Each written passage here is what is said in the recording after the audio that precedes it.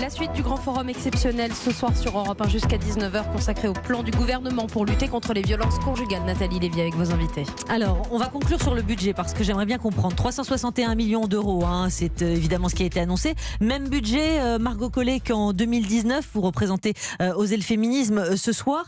361 millions d'euros, c'est une somme.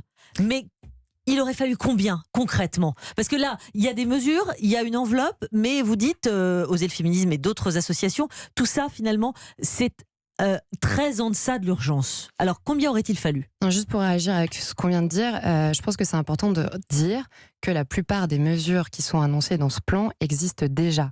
L'interdiction de la médiation pénale, ça existe déjà depuis 2014. La formation des enseignants sur les violences, ça existe déjà depuis 2010. Sur l'égalité, c'est obligatoire depuis 2013. L'interdiction du port d'armes, ça existe déjà dans le cadre de l'ordonnance de protection. Tout ça, on l'a. Ce qui manque, c'est l'application de ces textes. Et pour appliquer ces textes, il faut des moyens. Donc c'était là, ça a été maintes fois répété par les familles de victimes, par les associations, en disant on l'a l'arsenal juridique. Enfin, je veux dire, l'arsenal juridique, ça coûte rien et c'est facile de l'annoncer pour. D'accord, mais qu'est-ce qu'on fait maintenant alors? Qu'est-ce qu'on fait maintenant? Parce qu'effectivement, vous êtes mobilisés fortement samedi, rebelote aujourd'hui, mais on est dans des conditions un peu différentes. Qu'est-ce que vous allez faire demain? Mais c'est pas nous, on va continuer de faire le travail qu'on fait avec le peu de moyens qu'on a.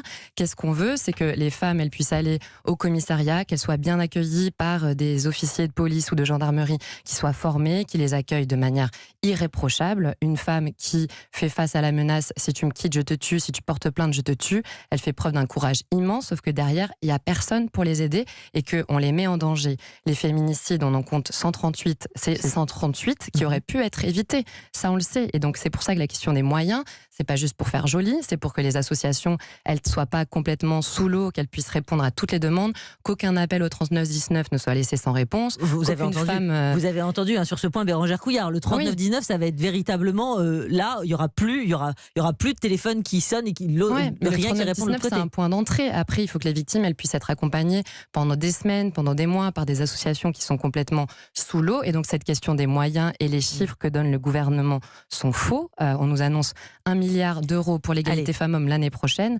Tous les calculs sont contestés, leur sincérité est contestée.